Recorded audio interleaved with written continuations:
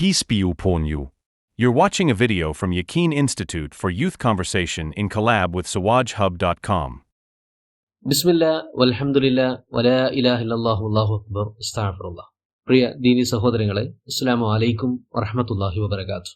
ഇമാം നബവിയുടെ അൽ അർബഊൻ സീരീസ് തുടർന്നുകൊണ്ടിരിക്കുകയാണ്. ഇന്ന് 20ാമത്തെ ഹദീസാണ് നമ്മൾ പരിശോധിക്കുന്നത്. അൻ അബി മസ്ഊദിൻ ഉഖ്ബത ബിൻ അംർ അൽ അൻസാരി അൽ ബദ്രി റളിയല്ലാഹു അൻഹു ഖാൽ ഖാല റസൂലുള്ളാഹി സ്വല്ലല്ലാഹു അലൈഹി വസല്ലം ഇന്ന മിമ്മാ അദ്റക الناس മിൻ കലാമിൻ നുബുവത്തിൽ ഊലാ ഇദാ ലം തസ്തഹി ഫസ്ന മാ ശിഅത. റസൂൽ കരീം സ്വല്ലല്ലാഹു അലൈഹി വസല്ലം പറഞ്ഞതായി അബൂ മസ്ഊദ് ഉഖ്ബത്ത് ബിൻ അംറിൽ നിന്ന് നിവേദനം. ആദ്യകാല പ്രവാചക വചനങ്ങളിൽ നിന്ന് തന്നെ ജനങ്ങളെല്ലാം മനസ്സിലാക്കിയിട്ടുള്ളൊരു വസ്തുതയാണ്, നിനക്ക് ലജ്ജയില്ലെങ്കിൽ തോന്നുന്നത് എന്താണോ അത് ചെയ്തുകൊള്ളുക എന്ന്. ഇമാം ബുഖാരി റിപ്പോർട്ട് ചെയ്തൊരു ഹദീസാണിത്. റിവായത്തിന്റെ തുടക്കത്തിൽ ഉഖ്ബത്ത് ബിൻ അംറിൽ അൻസാരി അൽ ബദ്രിയാണ് നമ്മൾ കാണുന്നത്. അബൂ മസ്ഊദ് അൽ ബദ്രി എന്ന പേരിലും അദ്ദേഹം വിശ്രുതനാണ്. അഖബ ഉടമ്പടിയിൽ ചെറിയ പ്രായത്തിൽ തന്നെ പങ്കെടുത്തിട്ടുള്ള പ്രഗത്ഭനായ ഒരു സഹാബി വര്യനാണ് അദ്ദേഹം.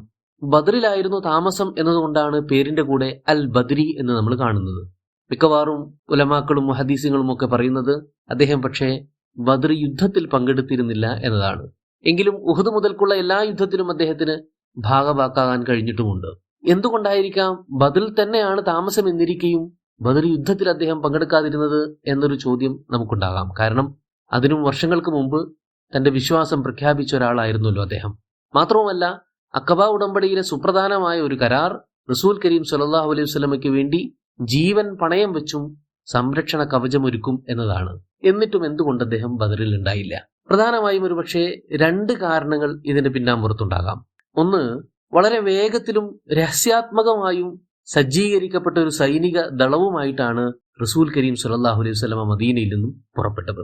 അബൂ സുഫിയാന്റെ ട്രൈഡ് കാരവനെ ട്രേസ് ചെയ്യുക, പിടികൂടുക എന്നതായിരുന്നു ആ സൈനിക ദളത്തിന്റെ ലക്ഷ്യം. ഇതിനാകട്ടെ കുറഞ്ഞ ആൾബലം മതിയാകുമായിരുന്നു. അക്കാരണത്താലായിരിക്കാം റസൂൽ ഒരു ലാർജ് സ്കെയിൽ റിക്രൂട്ട്മെന്റ് ഈ ആവശ്യാർത്ഥം നടത്താതിരുന്നത്.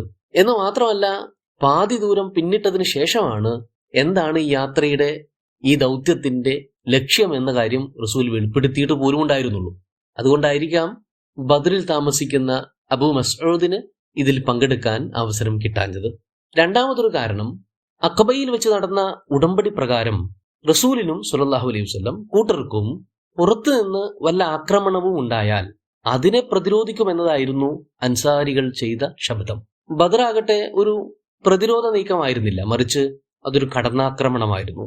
വിശാലമായ അർത്ഥത്തിൽ അതിന് പ്രതിരോധത്തിന്റെ ചില മാനങ്ങളൊക്കെ ഉണ്ട് എങ്കിൽ പോലും റസൂലും തന്റെ അനുയായികളും ഒരു ട്രേഡ് കാരവനെ പിടികൂടാനുള്ള, കടന്നാക്രമിക്കാനുള്ള ഒരു യാത്രയായിരുന്നു, നീക്കമായിരുന്നു ബദർ യുദ്ധത്തിലേക്ക് ചെന്നെത്തിച്ചത്. അതുകൊണ്ട് തന്നെ അൻസാരികളുടെ മേൽ ആ ഉടമ്പടി പ്രകാരമുള്ള ഒരു ബാധ്യത ഈ സൈനിക നീക്കത്തിൽ പങ്കെടുക്കുന്നതിന് ഉണ്ടായിരുന്നില്ല എന്ന് വേണം മനസ്സിലാക്കാൻ. ആ ഘട്ടത്തിൽ അങ്ങനെയാണ് എന്നിരിക്കെ തന്നെയും റസൂലിന്റെ കൂടെ പുറപ്പെട്ടവരിൽ സ്വമേധയാ പങ്കെടുത്ത അൻസാരികളും ധാരാളം ഉണ്ടായിരുന്നു എന്നുള്ളത് മറ്റൊരു വസ്തുതയുമാണ്. ഇരിക്കട്ടെ, അലി റളിയല്ലാഹു അൻഹുവിന്റെ കാലത്ത് അബൂ മസ്ഊദ് അൽ ബദ്രി റളിയല്ലാഹു അൻഹുവിനെ അദ്ദേഹം കൂഫയിലെ ഗവർണറാക്കി നിശ്ചയിച്ചിരുന്നു. എന്ന് മാത്രമല്ല, തന്റെ മകൻ ഹസൻ റളിയല്ലാഹു അൻഹുവിനെ കൊണ്ട് ഉഖബയുടെ മകൾ ഉമ്മു ബഷീറിനെ വിവാഹം ചെയ്യിപ്പിക്കുകയും ചെയ്തു. ഇത് അലി റളിയല്ലാഹു അൻഹുവും ഉഖബത്ത് ബിൻ അംറും തമ്മിലുള്ള ബന്ധത്തിന്റെ ദൃഢത വെളിപ്പെടുത്തുന്ന കാര്യമാണ്. ഈ ധീരനായ സ്വഹാബിയിൽ നിന്നും 120ഓളം ഹദീസുകൾ റിപ്പോർട്ട് ചെയ്യപ്പെട്ടതായിട്ടും നമുക്ക് കാണാൻ കഴിയും. ഇരിക്കട്ടെ, നമുക്ക് മറ്റേതെങ്കിലും അവസരത്തിൽ കൂടുതൽ കാര്യങ്ങൾ പറയാൻ ശ്രമിക്കാം. ഹദീസിലേക്ക് വരികയാണെങ്കിൽ, ഇന്ന മിമ്മ അദ്റക الناس മിൻ കലാമിൻ നുബുവത്തിൽ ഊല, ആദ്യകാല പ്രവാചക വചനങ്ങളിൽ നിന്നും തന്നെ ജനങ്ങൾ മനസ്സിലാക്കിയിരുന്ന അല്ലെങ്കിൽ ഗ്രഹിച്ചിരുന്ന ഒരു സുപ്രധാന വസ്തുതയായിരുന്നു ഇദാ ലം തസ്തഹി, നിനക്ക് ലജ്ജയില്ലെന്നുണ്ടെങ്കിൽ ഫസ്ന മാ ശിഅത, എന്താച്ച ചെയ്തോളൂ എന്നത്. മുഹമ്മദ് നബി സ്വല്ലല്ലാഹു അലൈഹി വസല്ലമയുടെ പ്രവാചകത്വത്തിന്റെ ആദ്യ കാലങ്ങൾ മുതൽക്ക് തന്നെ ജനങ്ങൾ ആർജിച്ചിരുന്ന വലിയൊരു ഗുണമാണ് ഈ ഹദീസിൽ നമ്മെ ഓർമ്മപ്പെടുത്തുന്നത്. ഒരുപക്ഷെ മുഹമ്മദ് നബിയുടെ മാത്രമല്ല, എല്ലാ പ്രവാചകന്മാരുടെയും സന്ദേശങ്ങളിൽ ഗണ്യമായ പ്രാധാന്യമുള്ള ഒരു കാര്യം തന്നെയാണ് ലജ്ജയുമായി ബന്ധപ്പെട്ട പാഠങ്ങൾ. കാരണം ഇക്കാര്യത്തിൽ എല്ലാ അമ്പിയാക്കളും സ്വഹാബാക്കളും സ്വാലിഹീങ്ങളും ഒക്കെ ഏകാഭിപ്രായക്കാരായിരിക്കും. ലജ്ജ എത്രമേൽ പ്രധാനപ്പെട്ടതാണ് എന്നതിൽ. ഹദീസിലെ പരാമർശം നേർക്കുനേർ ലജ്ജയില്ലെങ്കിൽ എന്തും ചെയ്തോളൂ എന്നാണല്ലോ. നമുക്ക് ഈ വാക്യഘടനയെ ഒന്ന് പരിശോധിച്ചാൽ ലജ്ജയില്ലെങ്കിൽ എന്തും ചെയ്തേക്കൂ എന്ന കൽപ്പനയോ അല്ലെങ്കിൽ ഒരു അനുവാദം നൽകലോ ആണ് ഇത് എന്ന് തെറ്റിദ്ധരിക്കാൻ പാടില്ല. മറിച്ച് ഇതൊരു നിരുത്സാഹമാണ്, ഇതൊരു താക്കീതാണ്, മുന്നറിയിപ്പാണ്. ലജ്ജയില്ലെങ്കിൽ നിങ്ങൾ ഓരോന്ന് കാട്ടിക്കൂട്ടുമ്പോൾ അതിന്റെ ഭവിഷ്യത്ത് അനുഭവിക്കേണ്ടി വരും എന്നതാണ് ആ താക്കീത്. വേറെ രീതിയിൽ പറഞ്ഞാൽ ഇതൊരു സ്റ്റേറ്റ്മെന്റ് ആക്കിയിട്ടും എടുക്കാം. ലജ്ജയില്ലാത്ത ഒരാൾ എന്തും ചെയ്യാൻ മടിച്ചേക്കില്ല എന്നൊരു വസ്തുതയാവാം റസൂൽ സ്റ്റേറ്റ് ചെയ്യുന്നത്. ഉമർ റളിയല്ലാഹു അൻഹുവിന്റെ ഒരു കോട്ടിംഗ് നമുക്ക് കാണാം. മൻ ഖല്ല ഹയാഉഹു ഖല്ല വറഉഹു. ആർക്ക് തന്റെ ലജ്ജ കുറഞ്ഞു പോയോ അവന് മോഡസ്റ്റി, ധാർമ്മിക ബോധവും നഷ്ടപ്പെടും. വമൻ ഖല്ല വറഉഹു മാത ഖൽബുഹു. ധാർമ്മിക ബോധം കൈമോശം വന്നാൽ അവന്റെ ഹൃദയം നിശ്ചലമാവുകയും ചെയ്യും. സ്വാഭാവികമായും ലജ്ജ ഒരു മനുഷ്യന്റെ മോഡസ്റ്റിയുടെ, ധാർമ്മിക സദാചാര വിചാരങ്ങളുടെയൊക്കെ ആണിക്കല്ലാണ്. അൽ ഹയാഉ മിനൽ ഈമാൻ വൽ ഈമാനു ഫിൽ ജന്ന എന്ന് റസൂൽ സല്ലല്ലാഹു അലൈഹി വസല്ലം പറഞ്ഞു കാണാം. ലജ്ജ ഈമാനിന്റെ തന്നെ ഒരു ഭാഗമാണ്. ഈമാൻ സ്വർഗവുമായി അഭേദ്യമായി ബന്ധപ്പെട്ട് കിടക്കുന്ന കാര്യം കൂടിയാണ്. ഒരിക്കൽ ഒരു മനുഷ്യൻ തന്റെ സഹോദരനെ ലജ്ജയുടെ പേരിൽ പഴിച്ചുകൊണ്ടിരിക്കുകയായിരുന്നു. എന്തിനാണ് ഇത്രമാത്രം നാണിക്കുന്നത്, എന്തിനാണ് ഇത്രയും ലജ്ജിക്കുന്നത് എന്നൊക്കെയുള്ള പഴി പറഞ്ഞുകൊണ്ടിരിക്കുകയായിരുന്നു. അപ്പോഴാണ് റസൂൽ സ്വല്ലല്ലാഹു അലൈഹി വസല്ലമ അതുവഴി കടന്നുപോയത്. അത് കേട്ടപ്പോൾ റസൂൽ ഇപ്രകാരം പറഞ്ഞു, ദഉ ഫഇന്നൽ ഹയാ മിനൽ ഈമാൻ. വിട്ടേക്ക് അയാളെ, കാരണം ഹയാ, ലജ്ജ, നാണം അത് ഈമാന്റെ ഭാഗമാണ്. നിങ്ങൾ എന്തിനാണ് അത് ഇല്ലാതാക്കാൻ ശ്രമിക്കുന്നത്? സത്യത്തിൽ ഇന്ന് സമൂഹം മുഴുവൻ പറഞ്ഞുകൊണ്ടിരിക്കുന്നത് ലജ്ജയും നാണവും മാനവും ഉളുപ്പുമൊക്കെ ഒരു അനാവശ്യമായ ഗുണമാണ്, ഒരു അധികപ്പറ്റാണ് എന്നാണ്. ലിബറലിസവും മെറ്റീരിയലിസവും സാത്താനിസവും ഒക്കെ ഏതൊക്കെ കാര്യങ്ങൾ വർജിക്കാനാണോ നമ്മളോട് ആവശ്യപ്പെടുന്നത് ഉറപ്പിച്ചുകൊള്ളൂ, അവയായിരിക്കും ഏറ്റവും നന്മ നിറഞ്ഞത്, ഏറ്റവും ധാർമ്മിക മൂല്യങ്ങളുള്ളത്, ഏറ്റവും പ്യൂർ ആയത്. അതിൽ സുപ്രധാനമായ ഒന്നാണ് ലജ്ജ. ലജ്ജ ഊരിയെറിയാനാണ് അവർ നമ്മളോട് ആവശ്യപ്പെട്ടുകൊണ്ടേയിരിക്കുന്നത്. എങ്കിലേ ജീവിതത്തിൽ സ്വപ്നങ്ങൾ സാക്ഷാത്കരിക്കാനും ലക്ഷ്യങ്ങൾ കരസ്ഥമാക്കാനും അച്ചീവ്മെന്റുകൾ ഉണ്ടാക്കാനും ഒക്കെ സാധിക്കൂ, നിങ്ങൾക്ക് നിങ്ങളെ തിരിച്ചറിയാൻ സാധിക്കൂ എന്നൊക്കെയുള്ള മോട്ടോകളാണ് അവർക്ക് പറയാനുള്ളത്. ലജ്ജയും നാണവും ഒക്കെ ഇല്ലാതായി കഴിഞ്ഞാൽ പിന്നെ എന്തും പറയാം, എന്തും ചെയ്യാം. സ്വന്തം അമ്മ പെങ്ങന്മാരെ പോലും ഭോഗിക്കുന്നതിനെ കുറിച്ച് വാചാലരാകാം. അനീതിയും അക്രമവും വയലൻസും കൊള്ളരുതായ്മയും ഒക്കെ ഹീറോയിസത്തിന്റെ ഭാഗമാക്കി മാറ്റാം. അടിമുടി ദുനിയാവ് കുളം തോണ്ടി കളയാം. ഇൻഡിവിജ്വൽ ഹാപ്പിനെസ്സും ഇൻഡിവിജ്വൽ സാറ്റിസ്ഫിക്കേഷനും മാത്രം പരിഗണിക്കപ്പെട്ടാൽ മതി എന്ന ഇടുങ്ങിയ ചിന്താഗതിയും വെച്ചു പുലർത്തി മുന്നോട്ട് പോകാം. പക്ഷെ ഇസ്ലാമിന് അത് പ്രോത്സാഹിപ്പിക്കാൻ കഴിയില്ല. ലജ്ജ എന്താണെന്ന് ഡിഫൈൻ ചെയ്യുക എന്ന് പറയുന്നത് വളരെ പ്രധാനപ്പെട്ട ഒരു കാര്യമാണ്. നാണവും മാനവും ഉണ്ടാവുക എന്ന് പറഞ്ഞാൽ എല്ലാ കൊള്ളരുതായ്മകൾക്കും, എല്ലാ പീഡനങ്ങൾക്കും, എല്ലാ പരിഹാസങ്ങൾക്കും വിധേയപ്പെട്ട് പാകപ്പെട്ട് കഴിയുക എന്നതാണോ? അല്ല. കുറച്ചുകൂടെ വ്യക്തത വരുത്തുന്ന സ്വഭാവത്തിൽ റസൂൽ സല്ലല്ലാഹു അലൈഹി വസല്ലമ മറ്റൊരിക്കൽ ഈ വിഷയം കൈകാര്യം ചെയ്യുന്നുണ്ട്. ഇസ്തഹിയു മിനല്ലാഹി ഹഖൽ ഹയാ. അള്ളാഹുവിനോട് ഏറ്റവും അനുഗുണമായ രീതിയിൽ നിങ്ങൾ ഹയാ കാണിക്കണം കേട്ടോ എന്ന് പറഞ്ഞു. ഖുൽ യാ റസൂലല്ലാഹ് ഇന്ന അല നസ്തഹി വൽഹംദുലില്ലാഹ്. ഞങ്ങൾക്ക് ലജ്ജയൊക്കെ ഉണ്ട് അൽഹംദുലില്ലാഹ് എന്നായിരുന്നു സ്വഹാബാക്കളുടെ പ്രതികരണം. അപ്പൊ റസൂൽ സല്ലല്ലാഹു അലൈഹി വസല്ലം പറഞ്ഞു കൊടുക്കുകയാണ്, ഖാൽ ലൈസ ദാക.